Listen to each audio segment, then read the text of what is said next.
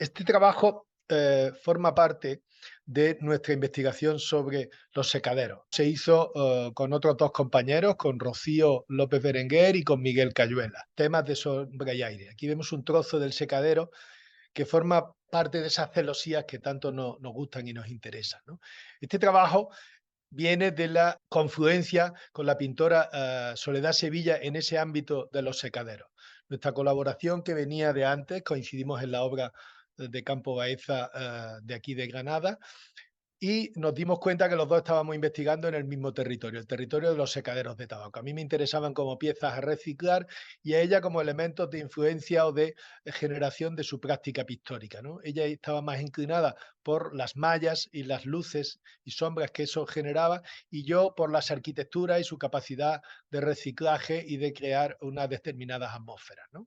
Esta pequeña escultura es un magnífico ejemplo del trabajo que Soledad estaba haciendo en ese momento sobre reinterpretar esos lugares, ¿no? Una pieza de chapa galvanizada, ¿no? A raíz de esto empezamos a trabajar la idea de un primer estudio para Soledad. Para ello nos fuimos a Barcelona a visitar su estudio en aquel momento, que era un bajo de un bloque de vivienda, y en el cual había un pasaje largo de almacenamiento y una sala al fondo. Ahí pudimos comprobar cómo ella trabajaba con los grandes formatos, con poleas y con sistemas de cuerdas de navegación para poder moverlos con facilidad. De vuelta a Granada fuimos a buscar un lugar, un secadero en el que trabajar, y encontramos este secadero en el que hicimos una primera propuesta. Aquí vemos el interior del secadero, unas arquitecturas realmente apasionantes con unos juegos de luces a través de las celosías que hacen unos espacios realmente magníficos, unos espacios con una atmósfera realmente sorprendente y cambiante. En ese secadero construimos esta maqueta y hicimos una primera propuesta solo utilizando la mitad del espacio. Quizás este proyecto, como se cuenta bien, es a través de la sección, una sección en la que hay una caja inferior como receptáculo de pintura, una caja blanca, y una caja superior de policarbonato que deja entrar las luces del exterior de la celosía del secadero, y que además se pliega para salvar las estructuras hiperestáticas del secadero, ¿no? Aquí podemos ver algunas imágenes de esa maqueta en la que vemos esas dos partes que lo conforman, ¿no? La caja inferior de pintura y la caja superior de iluminación, ¿no? Y cómo esa caja va adaptándose para no interferir con la estructura existente, con la estructura de palos de chopo, ¿no?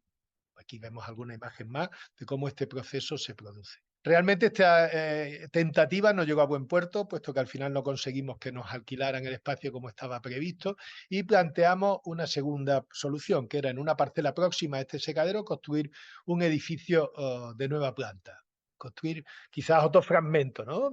de secadero, pero ya de forma inicial, ¿no? Era una parcela alargada, rectangular, en la que el proyecto se gira a mitad de su trazado buscando la orientación sur, y en la que trabajamos con un nivel inferior, que es un nivel de almacenaje, y un nivel superior de trabajo con una pequeña crujía de servicio que da apoyo a la zona más limpia de trabajo, ¿no?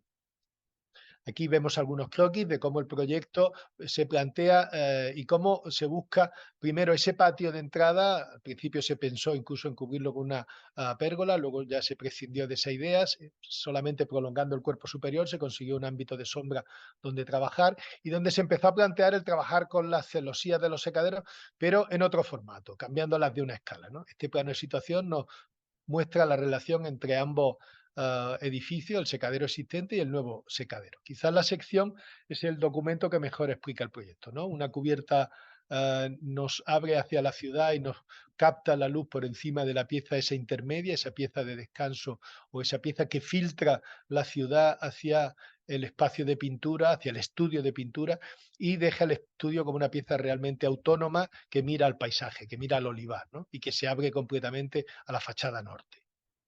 Debajo simplemente un gran almacén con una iluminación anterior por un patio de trabajo y posterior por un patio inglés. Aquí vemos las plantas, planta a la derecha la planta de almacenaje, la planta de sótano, y en el centro la planta de trabajo, con esos dos cuerpos, con esas dos crujías que hablamos, crujía estrecha de servicio, crujía ancha de trabajo, ¿no? Unos pequeños renders de cómo se planteaba el estudio y cómo se produce en el estudio ese quiebro que le orienta hacia el sur en la fachada, mientras que en la posterior le da una orientación noroeste. unas primeras imágenes y que nos permiten también ver la organización interior del edificio.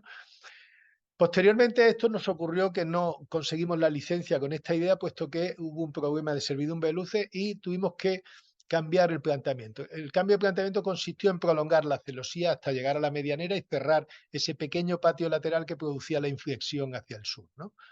También vemos cómo aparece ya la idea de usar la misma geometría en otro formato en las puertas de entrada y en las cancelas, ¿no? La mejor forma de reconocer el proyecto es acompañarlo en su construcción. Partimos aquí de la losa de cimentación. Posteriormente vemos cómo fuimos construyendo los muros de la planta inferior, muros convencionales, porque esta planta no tiene tratamiento climático, es una planta de almacén. Aquí vemos el resultado después de desencofrar de esa planta y vemos también la mirada hacia la zona de entrada, ¿no? Luego acudimos a construir los muros de la planta superior. El muro intermedio es un muro convencional como los de abajo, pero los muros perimetrales son unos muros que están formados por 3 capas, 2 de hormigón y una de aislamiento en el centro. El aislamiento se perfora para producir unas llaves que conecten las 2 capas de hormigón que son de un muro resistente. De esta forma el cerramiento y el muro estructural son una sola cosa. Aquí vemos ya los 3 muros ejecutados con las aberturas hacia la cara norte, cómo se va asomando el edificio a la calle y cómo vuela el cuerpo de la pieza intermedia, la pieza de transición, esa de la que hablábamos anteriormente, ¿no? Algunas pistas interiores ya con la estructura terminada. Claro, en este caso, estructura terminada era el 80% del edificio terminado. Un suelo de hormigón que incorpora un suelo radiante para trabajar confortablemente en invierno. Estamos en una fotografía, estamos a 800 metros de altura. Y aquí podemos ver la mirada del estudio hacia la zona de la calle, hacia la zona exterior, y posteriormente ya empieza la construcción de las celosías que hicimos con esos rasillones de cerámica de gran formato. Tienen un formato de 25 centímetros, lo cual hace que nos entre la luz en invierno, pero no nos entre en verano. La escalera, conformada con unos perfiles convencionales de UPN galvanizados, cogidos al muro.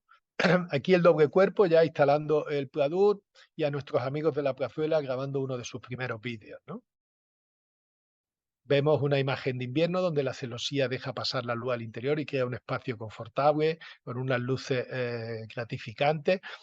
Y en la derecha vemos la relación entre ambas construcciones, el secadero existente y nuestro nuevo secadero, nuestro nuevo estudio. Aquí vemos como el ala de gaviota se levanta hacia la fachada principal y deja entrar también esa luz del invierno, ¿no? Nuestra pintora, ya viendo cómo su estudio se va completando, realmente fue una satisfacción comprobar cómo ella inmediatamente se adaptó al despacho y encontró que era un lugar realmente confortable y adecuado. Le gusta realmente mucho el estudio y siempre nos lo agradece con mucho cariño, ¿no? La celosía ya terminada, mirando en esa fachada sur y este.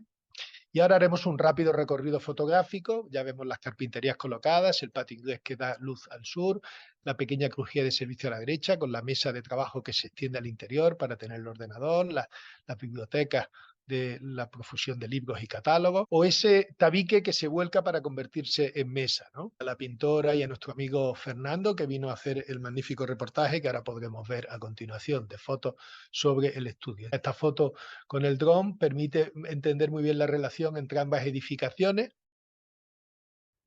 Aquí vemos un alzado lateral en el que el cambio de la celosía, bueno, al final una dificultad urbanística creo que se ha convertido en un acicate y le ha dado una mejora al proyecto, porque esa envoltura de la celosía le da un cuerpo más significativo y una mejor calidad a ese espacio interior, ¿no? El patio de acceso, patio de trabajo y de envolver material y de preparar cosas. Aquí vemos perfectamente los 2 niveles, el del espacio intermedio en la parte superior y el del almacén, y ese porche cubierto que nos queda abajo para trabajar, ¿no? Las luces, las escaleras, la escalera se lleva al fondo, de esa manera con con pocos escalones subimos o bajamos al estudio. Entramos en un nivel intermedio, lo cual es bastante confortable para el uso del estudio, ¿no? Y a la derecha ya vemos las carpinterías colocadas en ese espacio intermedio. Y por último podemos ver el estudio ya habitado con las magníficas obras de Soledad, aquel pequeño office que da servicio al espacio intermedio, la mesa o el tramo de tabique que se abre y se convierte en mesa de trabajo, y la magnífica cristalera que abre el estudio al olivar circundante y que permite plegarse abriendo completamente el hueco para trabajar casi en mitad de la naturaleza, ¿no? Abierto a la naturaleza. Complementamos con unos toldos para esas luces un poco más incómodas de los periodos próximos al solsticio de verano. Y por último, estas imágenes exteriores que nos permiten ver un poco el estudio desde el olivar circundante, ¿no? Aquí vemos a Soledad ya instalada con su trabajando en su mesa y abierta al olivar, ¿no? O aquí donde trasladamos todos aquellos mecanismos navales que tenía para poder mover esos cuadros de gran formato que no ha abandonado y que sigue trabajando para su próxima exposición en el Reina Sofía en el 2024. Terminamos con estas vistas aéreas de esa pieza en mitad del olivar o con esta vista nocturna en la cual la luz acompaña a ese final de la tarde y al final de esta charla. Muchas gracias.